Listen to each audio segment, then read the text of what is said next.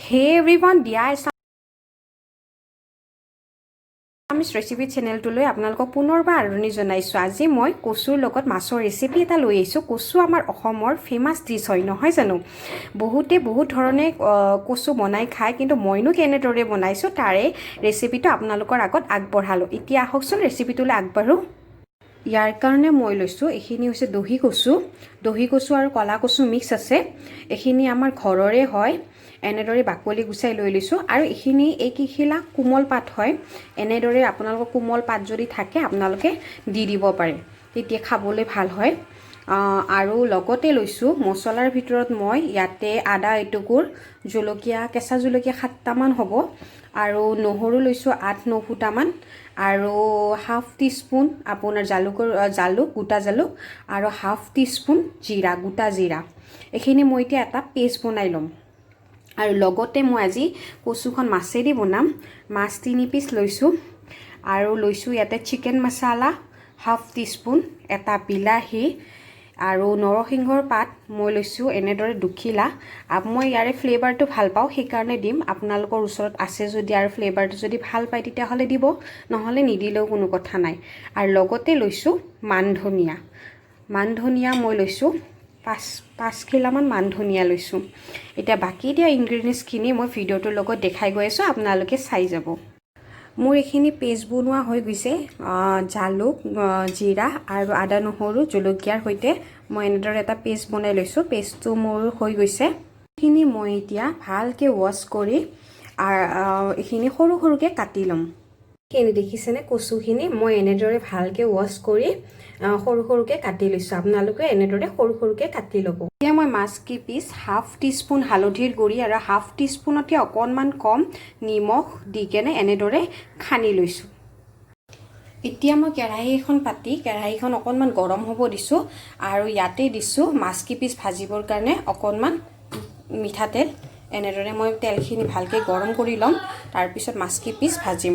মোৰ তেলখিনি ভালকৈ গৰম হৈ গৈছে দেখিব পাৰিছে।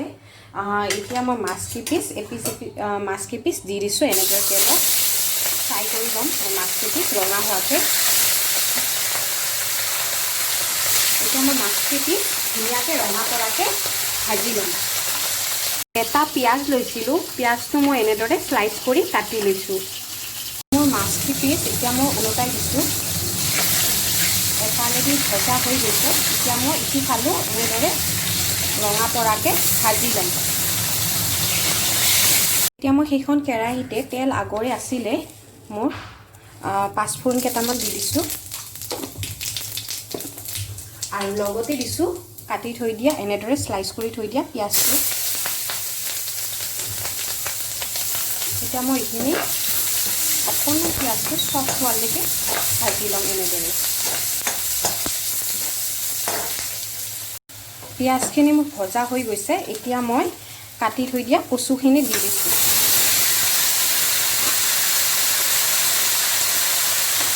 এতিয়া এবাৰ লৰাই দিছোঁ।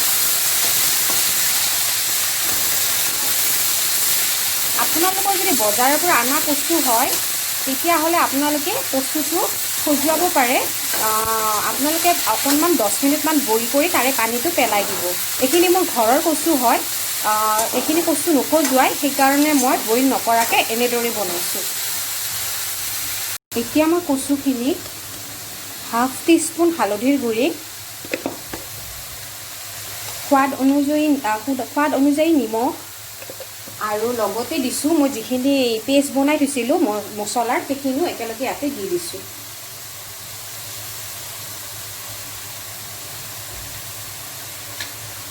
আৰু লগতে মই দিছোঁ যিখিনি চিকেন মছলা লৈছিলোঁ সেইখিনিও হাফ টিস্পুন চিকেন মছলা লৈছিলোঁ, সেইখিনিও একেলগে দি দিছোঁ। দি এতিয়া এইখিনি এবাৰ লৰাই দিম। এইখিনি আপোনালোকে নাভাবিব যে কেঁচা মছলাৰ গোন্ধটো ওলাই থাকিব। যিহেতুকে কচুখিনি আমি অলপ সময় ভাজি ল'ম, তেতিয়ালৈকে মছলাৰ গোন্ধটো নোহোৱা হৈ যাব। আপোনালোকে কচু কাটোতে চাব হাতখনত অলপ ধৰিব পাৰে, তাৰ আগতে আপোনালোকে এটা কাম কৰিব, হাতকেইখনত ধুনীয়াকৈ মিঠাতেল সানি ল'ব। মিঠাতেল সানি কচুখিনি গুচালে তেতিয়া হাতকেইখন নখজুৱায়। এতিয়া মই কচুখিনি ঢাকোনখন লগাই দিছোঁ আৰু এইখিনি প্ৰায় 5 মিনিটমান সময় এনেদৰে ভাজি ল'ম। মোৰ গেছৰ ফ্লেমটো মিডিয়ামত আছে আৰু মাজতে এবাৰ দুবাৰ লৰাই দিম। সেই মছলাৰ মিক্সিৰ জাৰটোতে যিকেইটা লৈছিলোঁ মই ধনিয়া পাত, মান ধনিয়া পাত আছিলে 5 খিলামান আৰু নৰসিংহৰ পাত আছিলে। এনেদৰে নৰসিংহৰ পাত আৰু মান ধনিয়াখিনি একেলগে এটা পেষ্ট বনাই ল'ম। এতিয়া মই ঢাকোনখন গুচাই এবাৰ চাই লৈছোঁ। মোৰ 5 মিনিটমান হৈ গৈছে। মাজতে এবাৰ লৰাই দিছিলোঁ মই। এতিয়া মই ইয়াতে কাটি থৈ দিয়া বিলাহীটো এনেদৰে কাটি লৈছোঁ, দি দিছোঁ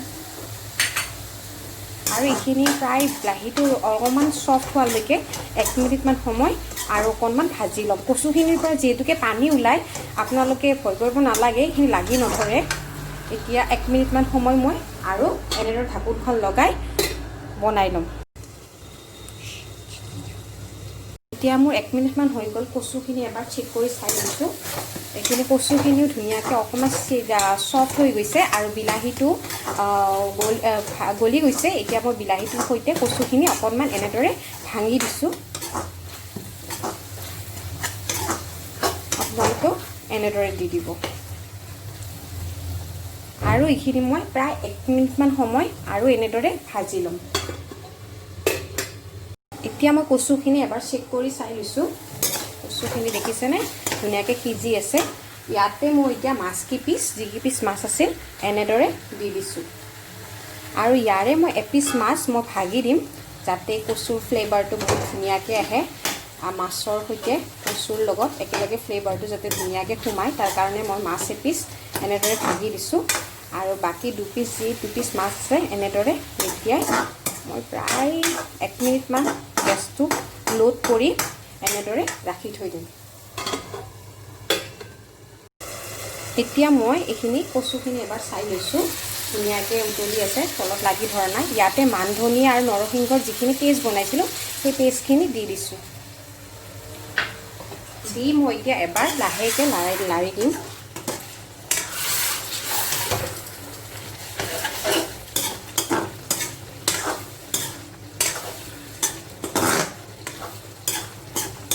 আৰু এইখিনি মই এতিয়া গেছটো মিডিয়াম ফ্লেমত কৰি 1 মিনিটমান আৰু এনেদৰে ঢাকোনখন লগাই বনাই ল'ম।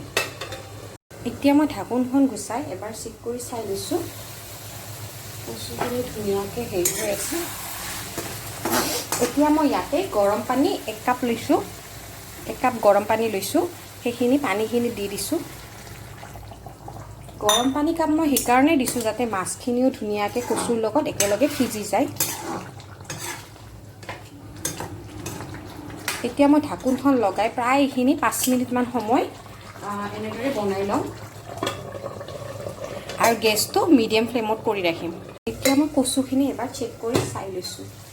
এই দেখিছেনে, এতিয়া কচুখিনিত অকণ পানী আছে। আপোনালোকে এইখিনি মানতো ৰাখি কেনে খাব পাৰে এনেদৰে, কিন্তু মই এইখিনি অকণমান ড্ৰাই হোৱাকৈ বনাম, সেইকাৰণে মই এইখিনি অকণমান আৰু বনাই ল'ম আৰু 1-2 মিনিটমান পানীখিনি শুকোৱালৈকে।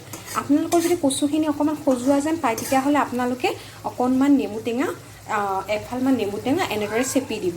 মোৰ কচুখিনি নখজুৱাই, সেইকাৰণে মই দিয়া নাই।